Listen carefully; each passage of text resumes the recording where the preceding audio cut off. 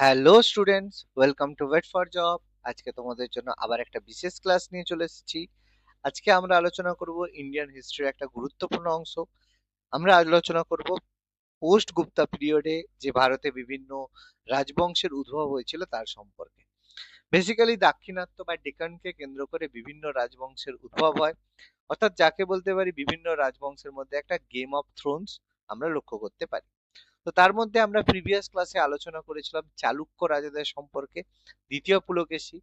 আজকে আমরা আলোচনা করব তাদের যে পরাজিত করেছিল পল্লবরা তাদের সম্পর্কে, এবং তারপর রাষ্ট্রকূটদের সম্পর্কে, এবং বিখ্যাত আর্কিটেকচারের জন্য ফেমাস হোয়েসেল ডাইনেস্টি সম্পর্কে। তাহলে অবশ্যই ভিডিওটা লাস্ট পর্যন্ত দেখো। ভিডিওটা ভালো লাগলে অবশ্যই একটা লাইক করো। আমাদের চ্যানেলে যদি নতুন হও তাহলে চ্যানেলটা সাবস্ক্রাইব করতে কিন্তু ভুলো না। তাহলে চলো শুরু করা যাক। প্রথমে আমরা আলোচনা করব পল্লবা ডাইনেস্টি। এই বংশের প্রকৃত প্রতিষ্ঠাতা বা রিয়েল ফাউন্ডার বলা হয় সিংহ বিষ্ণুকে, যিনি অবন সিংহ উপাধি গ্রহণ করেছিলেন। তার সময়ে রাজধানী ছিল বর্তমানে তামিলনাড়ুর কাঞ্চিপুরম, যেটাকে কাঞ্চি বলা হয়ে থাকে। কাঞ্চিপুরম ছিল তৎকালীন ক্যাপিটাল। মনে করা হয় আনুমানিক ষষ্ঠ শতাব্দী থেকে নবম শতাব্দী পর্যন্ত এই সিংহ বিষ্ণু এই সময়ে যে পল্লব বা ডাইনেস্টি এস্টাবলিশ হয়েছিল, যেটা সিংহ বিষ্ণুর মাধ্যমে কাঞ্চিপুরম প্রতিষ্ঠা হয়েছিল।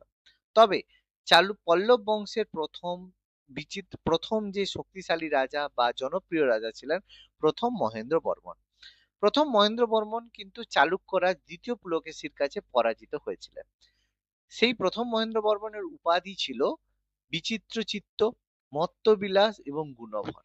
তিনি মত্তবিলাস প্রহসন নামে একটা বিখ্যাত সংস্কৃত ব্যঙ্গ নাটক রচনা করেছিলেন। তিনি পাহাড় কেটে মন্দির তৈরি, যেটাকে রক টাক আর্কিটেকচারের জন্য জনপ্রিয় হয়েছিলেন। এই প্রথম মহেন্দ্র বর্মন দ্বিতীয় পুলকেশীর কাছে পরাজিত হয়েছিলেন। সেই কারণে পরবর্তীকালে দ্বিতীয় পুলকেশীকে এই প্রথম মহেন্দ্র বর্মনের পুত্র প্রথম নরসিংহ বর্মন পরাজিত এবং হত্যা করেন। সেখান থেকে পল্লব এবং চালুক্যদের মধ্যে চিরশত্রুতার সৃষ্টি হয়, যেটা আমরা এক্ষুনি আলোচনা করব। তাহলে প্রথম মহেন্দ্র বর্মনের পরে সিংহাসনে বসলেন তার সুযোগ্য পুত্র প্রথম নরসিংহ বর্মন বা নরসিংহ বর্মন মন। তিনি ছিলেন পল্লব বংশের শ্রেষ্ঠ এবং সবচেয়ে শক্তিশালী রাজা। ভীষণ গুরুত্বপূর্ণ, যেটা কিন্তু পরীক্ষায় আমাদের এসে থাকে। এই প্রথম নরসিংহ বর্মন একটা উপাধি নিয়েছিলেন, সেটা হচ্ছে বাতাবি কন্ড। বাতাবি কন্ড উপাধি তিনি গ্রহণ করেছিলেন কেন? কারণ তিনি চালুক্য রাজ দ্বিতীয় পুলকেশীকে যুদ্ধে পরাজিত এবং নিহত করেন এবং তার রাজধানী বাতাপি দখল করেন। সেই থেকে তার নাম হয়েছিল বাতাপি কন্ড, মানে বাতাপির যে, মানে যাকে বলা হয় জয়ী। এই সাফল্যের জন্য তাকে বাতাপি বিজেতা বা বাতাপি কন্ড উপাধি দেওয়া হয়েছিল। এছাড়া তার আরো কিছু বিখ্যাত উপাধি ছিল। তার মধ্যে গুরুত্বপূর্ণ ছিল মহামল্ল বা মহান কুস্তিগীর। তিনি বিখ্যাত কুস্তি সম্পর্কে কুস্তি করতেন, সে কারণে তার উপাধি ছিল মহামল্ল, এবং তার নাম অনুসারে বিখ্যাত মহাবলীপুরম শহরের নামকরণ করা হয়েছিল। হিউয়েন সাং তার দরবারে কিন্তু এসেছিলেন, যেমন হর্ষবর্ধনের দরবারে হিউয়েন সাং এসেছিলেন, সেরকম হিউয়েন সাং দ্বিতীয় পুলকেশীর দরবারেও গিয়েছিলেন এবং প্রথম নরসিংহ বর্মনের দরবারেও গিয়েছিলেন।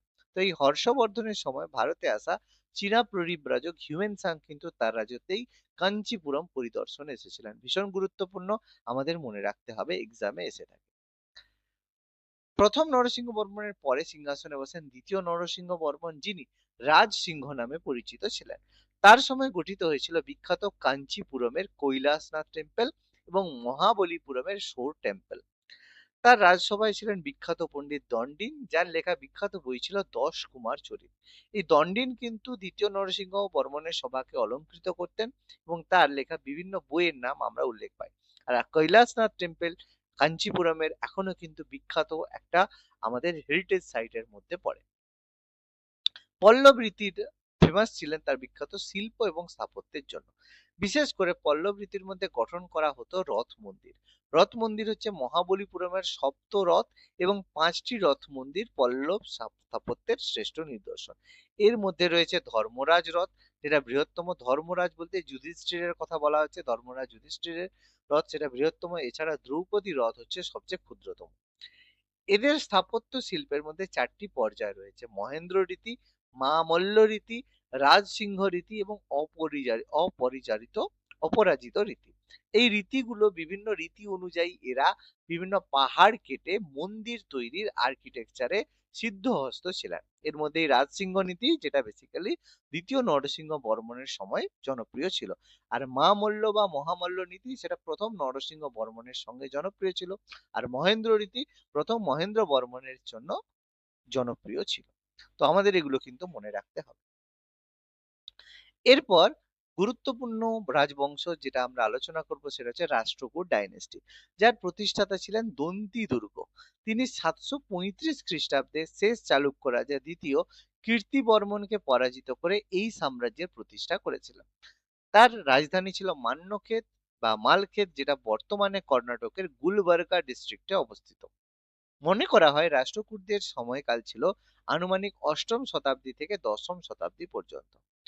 তবে দন্তি দুর্গের থেকেও প্রথম কৃষ্ণ তিনি যখন রাজা হন তখন রাষ্ট্রকূট বংশ শক্তিশালী হওয়া শুরু করে। তাদেরই ফেমাস ছিল আমাদের ইলোরায় অবস্থিত কৈলাসনাথ টেম্পল, যেটা কিন্তু প্রথম ইউনেস্কো ওয়ার্ল্ড হেরিটেজ সাইট ভারতে অবস্থিত। এটি একটি আস্ত পাহাড় কেটে তৈরি মোনোলিথিক, যেটা পৃথিবীর অন্যতম শ্রেষ্ঠ স্থাপত্য। এই কৈলাসনাথ টেম্পল কেউ যদি গিয়ে থাকো বা মুভিতে বা বিভিন্ন ছবিতে তোমরা দেখবে, পুরো সম্পূর্ণভাবে একটা পাথরকে কেটে তৈরি করা হয়েছে, এবং সেই পাথরগুলোর যে বাকি অবশিষ্টাংশ সেগুলো কিন্তু 100 কিলোমিটার রেডিয়াসের মধ্যে কোথাও পাওয়া যায়নি। অর্থাৎ এই ধরনের যে সেই পাথরগুলো কোথায় গেল বা কিভাবে সেই সময়ের উন্নত অস্ত্র ছাড়া শুধুমাত্র ছেনি হাতুড়ির দ্বারা এই মন্দির তৈরি করা হয়েছিল, এটা এক কথায় এখনো বিজ্ঞানী বা আর্কিটেকচারের কাছে যথেষ্ট একটা বিষয় রয়েছে। প্রথম কৃষ্ণের পরে গুরুত্বপূর্ণ শাসক ছিলেন রাষ্ট্রকূটরাজ ধ্রুব। তিনি রাষ্ট্রকূটদের মধ্যে প্রথম উত্তর ভারতের রাজনীতিতে হস্তক্ষেপ করেছিলেন। তার সময় কনৌজের দখল লড়াই নিয়ে ত্রিশক্তি সংঘর্ষ হয়েছিল, যেখানে তিনি পাল এবং প্রতিহার রাজাদের পরাজিত করেছেন। এর মধ্যে আমরা দেখব ত্রিশক্তি সংঘর্ষ আমরা পরের ভিডিওতে আলোচনা করব, যেখানে আমরা দেখব পাল এবং প্রতিহারদের মধ্যে লড়াই হয়, যেখানে পাল রাজা পরাজিত হয়, প্রতিহার জয়ী লাভ করে। তারপর প্রতিহারদের আবার রাষ্ট্রকূট পরাজিত করে যখন দক্ষিণ ভারতে ফিরে আসে, তখন আবার সেই সুযোগে পালরা কনৌজ দখল করেছিলেন। তাহলে এভাবে তিনটে জেনারেশন কিন্তু এই পাল প্রতিহার রাষ্ট্রকূটদের ত্রিশক্তি সংঘর্ষ হয়েছিল। আমরা পরবর্তী ক্লাসে এর বিস্তারিত বিবরণ দেব। এরপর রয়েছে তৃতীয় গোবিন্দ এবং প্রথম অমোঘ বর্ষ। তৃতীয় গোবিন্দ তিনি রাষ্ট্রকূট সাম্রাজ্যকে একদম হিমালয় থেকে কন্যাকুমারিকা পর্যন্ত বিস্তৃত করেছিলেন, অর্থাৎ সর্বভারতীয় সাম্রাজ্য রাষ্ট্রকূটরা কিন্তু গঠন করেছিলেন। তবে রাষ্ট্রকূট বংশের শ্রেষ্ঠ সম্রাট এবং দীর্ঘতম শাসক বলা হয় প্রথম অমোঘ বর্ষকে। তিনি অত্যন্ত বিদ্যানারোগী ছিলেন এবং কন্নড় ভাষায় তিনি বিখ্যাত কবিরাজ মার্গ নামে একটি অলংকার শাস্ত্র রচনা করেন এবং সংস্কৃতে প্রশ্নোত্তর মালিকা রচনা করেছেন। এই জন্য তাকে দাক্ষিণাত্যের অশোক বলা হয় থাকে। ভীষণ ভীষণ গুরুত্বপূর্ণ ইনফরমেশন, যেগুলো কিন্তু পরীক্ষার জন্য ভীষণ ভাইটাল রয়েছে।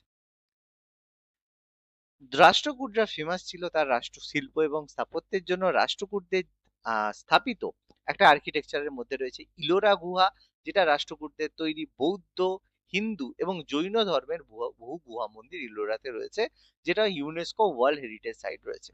এছাড়া এলিফেন্টা গুহা, যেটা মুম্বাইয়ের কাছে এলিফেন্টা দ্বীপে ত্রিমূর্তি, শিবের মূর্তি সহ অন্যান্য ভাস্কর্য রাষ্ট্রকূটদের সময় নির্মিত হয়েছিল। রাষ্ট্রকূটদের পরে আরেকটা বড় ডাইনেস্টি যেটা সম্পর্কে আমাদের আলোচনা না করলেই নয়, সেটা হচ্ছে হোয়সালা ডাইনেস্টি। এই বংশের প্রতিষ্ঠাতা ছিলেন নৃপকাম ওয়ান বা নৃপকাম দ্বিতীয়। তবে এই বংশের প্রকৃত শক্তিশালী রাজা ছিলেন বিষ্ণুবর্ধন, যার রাজধানী আমাদের পরীক্ষায় এসে থাকে সেটা হচ্ছে দ্বার সমুদ্র, যেটা বর্তমানে কর্ণাটকের হলবিডু নামে পরিচিত। আনুমানিক দশম থেকে 14 শতাব্দী পর্যন্ত হোয়সলা ডাইনেস্টি ভারতে শাসন করেছিলেন, বেসিক্যালি কর্ণাটককে কেন্দ্র করে। বিষ্ণুবর্ধন ছিলেন এই বংশের শ্রেষ্ঠ এবং সবচেয়ে গুরুত্বপূর্ণ রাজা। তিনি প্রথম জীবনে জৈন ধর্মের অনুগামী হলেও পরে বৈষ্ণব সাধক রামানুজার্যের প্রভাবে তিনি বৈষ্ণব ধর্ম গ্রহণ করেন। চালুক্যদের পরাজিত করে তিনি এই বংশকে আরো স্বাধীন এবং শক্তিশালী গঠন করেছিলেন। পরবর্তীকালে হৈসেল বংশের শেষ শক্তিশালী রাজা ছিলেন বীরবল্লাল। আলাউদ্দিন খুলজির সেনাপতি ছিলেন মালিক কাফুর। তিনি যখন দাক্ষিণাত্য আক্রমণ করেন তখন এই বীরবল্লালকে পরাজিত করেন এবং তাকে সন্ধি স্বাক্ষর করতে বাধ্য করেন। এর ফলে হোয়সেল ডাইনেস্টির কিন্তু পতন সুনিশ্চিত হয়েছিল। হোয়সেল ফেমাস ছিল তার বিখ্যাত আর্কিটেকচার বা স্থাপত্য শৈলীর জন্য। হোয়সেলেদের স্থাপত্য ভারতের ইতিহাসের এক অনন্য, যেটা রিসেন্টলি হেরিটেজ সাইটের তকমা পেয়েছে। তো এটাকে হোয়সালা শিল্পরীতি বলা হয়, যা চালুক্য এবং দ্রাবিড় রীতির একটা সংমিশ্রণ। এদের একটা গুরুত্বপূর্ণ জিনিস ছিল, সেটা হচ্ছে নাক্ষত্রিক পরিকল্পনা, যেটাকে স্টিলার প্ল্যান বলা হয়। তাদের মন্দিরের ভিত্তি ছিল তারার মতো বা নক্ষত্রের আকৃতি, যেটাকে স্টার শেপড বলা হয়ে থাকে, যেটা হোয়সালা স্থাপত্য রীতির একটা অনন্য বৈশিষ্ট্য। এছাড়া এদের মসৃণ পাথর, যারা মন্দির তৈরিতে সোপস্টোন বা এক ধরনের নরম পাথর ব্যবহার করতেন, যা খোদাই করা সহজ ছিল। সেই কারণে এই সোপস্টোন বিশাল, কিন্তু সোপ কথার অর্থ সাবান, স্টোন অর্থাৎ সাবানের মতো স্টোন, যেখানে সহজে নকশা করা যেত, যার মাধ্যমে খুব সুন্দর স্থাপত্য শৈলী আমরা হোয়সালা ডাইনেস্টির স্থাপত্যের মধ্যে দেখতে পাই।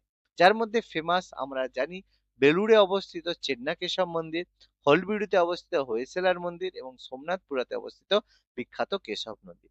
মনে রাখবে 2021 সালে এই মন্দিরগুলোকেই কিন্তু ইউনেস্কো ওয়ার্ল্ড হেরিটেজ সাইটে তকমা দেওয়া হয়েছে।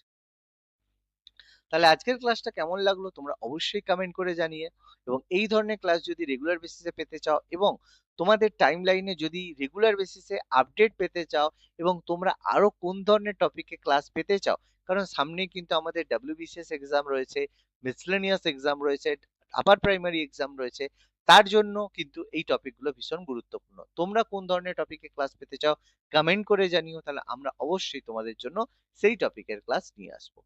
Thank you.